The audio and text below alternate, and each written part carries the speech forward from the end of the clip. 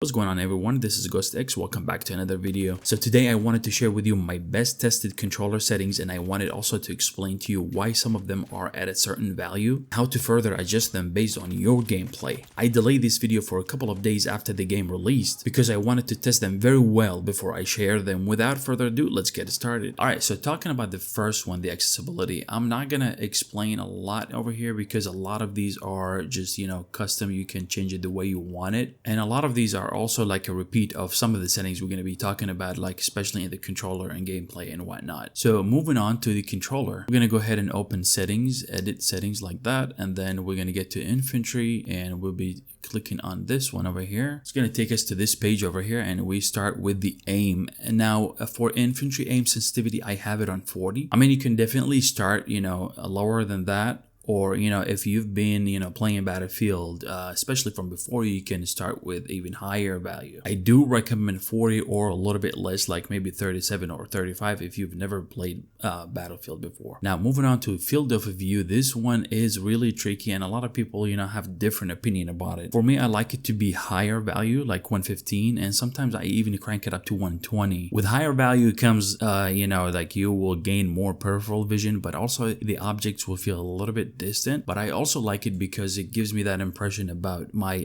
recoil. The higher the value, you would see your recoil is better. As for vertical aim ratio, I have it at 56, and this is a standard. This is based on the dimensions of the monitors most of the time, or most of the players are playing on. I wouldn't recommend going more than 56. As for uniform infantry aiming, I would have this one turned on. If you're comfortable with your settings and you've done the infantry aiming separately in the past, you can turn it off, and then you can adjust or customize them the way you see it. But for now, I would do, I would keep it on. Now moving on to zoom sensitivity coefficient, I'll leave this at 178. This is also standard, and most of the time it works just fine. You wouldn't feel the difference if you go up and down just a little bit. Infantry aim assist, I keep it at 100, and infantry aim assist slow down, I keep it at 100 as well. Infantry aim assist zoom snap, I keep it at 100 as well. Now as far as the infantry aim input curve, some people recommend going to or choose Battlefield 4 input curve, but for me, I found the standard just totally fine, and it's actually not that much of a difference. For stick input acceleration, I keep it on standard, and as well, this one,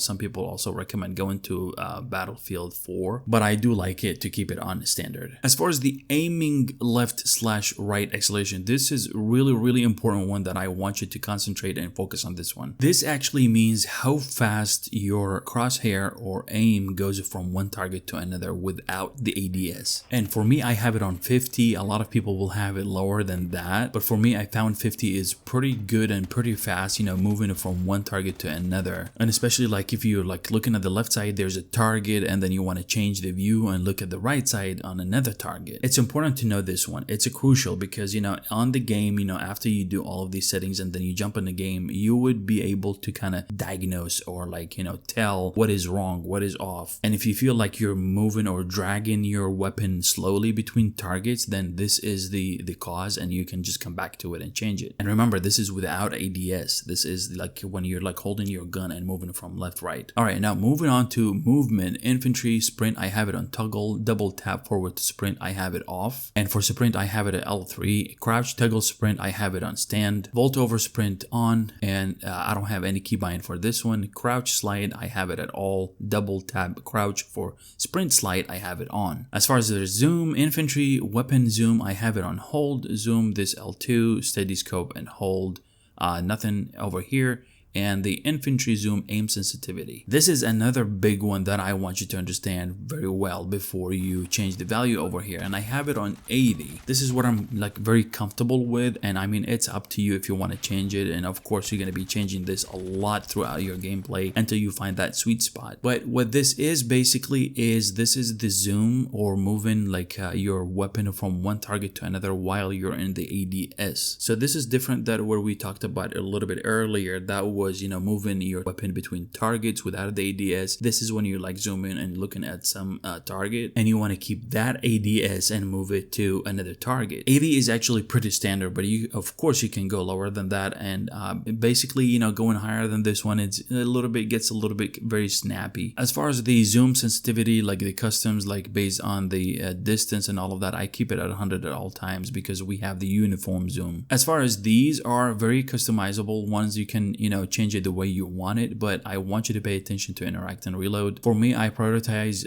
reload more than interact because I would be, you know, kind of reloading more than opening doors. Now, moving on to motion sensor aim, this one is enabled, and infantry motion sensor aiming mode, this one is always, and the flick look, I have this one always, and I didn't really change that much in these. Now, going back just one step, and then you will get to this control settings that we just worked on, but we're gonna go all the way down here to controller tuning. This is a very important one as well. I have controller vibration at off, and I have vibration intensity as 0, and this one is minimal, and then adaptive triggers, they're both are 0. Now moving on to the center dead zone and axial dead zone. This one, there is one for left stick and there is one for right stick. For me, I found myself comfortable with the value of 4 for the left stick for the center dead zone and a value of 15 for the axial dead zone. And for the maximum input threshold, I have it on 80 for the left one, and I have it on 100 for the right one. Now the dead zone and the axial dead zone, it really depends on how good your controller is. If you have like a new controller, you can go even lower than 4 for the center dead zone. For controller L2 and R2 buttons, I have this one at 0, this one is at 100, and this one is 0, and this one is 100. Not that much of change of this one. I would keep it at these values. These are pretty good and they work really fine. And that's pretty much it for the main controls for the infantry. Remember, this video is about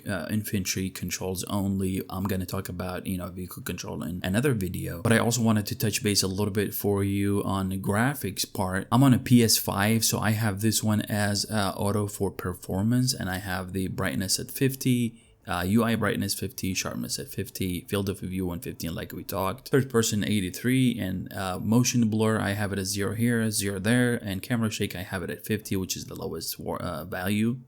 Reduce sprint camera bopping, this is on. I mean, it makes sense to keep it on. I wouldn't turn it off, and these three will keep them at off. This is for the HUD, I have it on. HUD motion off, vehicle HUD motion is off as well. I keep the overlays on, and I also keep the service filter as on because this one we kind of give the enemy targets a little bit more highlight so you can see them easily. I didn't see that much difference in the graphics if you turn it on and off, as far as like if it affects the graphics and how beautiful the image of the game is, so I would keep it on at all times. As far as the advanced HUD settings, these are very customizable, so I would leave them to you. You can change it the way you want it. I do want to mention that I changed the minimap size to large, kept the opacity at 80, cone opacity at 15, and the edge opacity at 40, and also rotation at on. And that's pretty much it, guys. These are the main settings that I have for infantry. These are tested pretty well for the past 48 hours, and for me they worked really good. I mean, of course, you don't have to copy everything here, but you can change it, you know, based on what I told you, and then you can modify it after that, after you jump in the game. Remember, every new settings will take a little bit, like quite a few games before you get used to it. So if you change it to these settings and you find that they're a little bit off, maybe, you know, you need to give it a little bit of time before you judge them. I hope this guide was helpful. Let me know if you have any questions, drop it below in the comments, and until the next one, cheers and have a good day.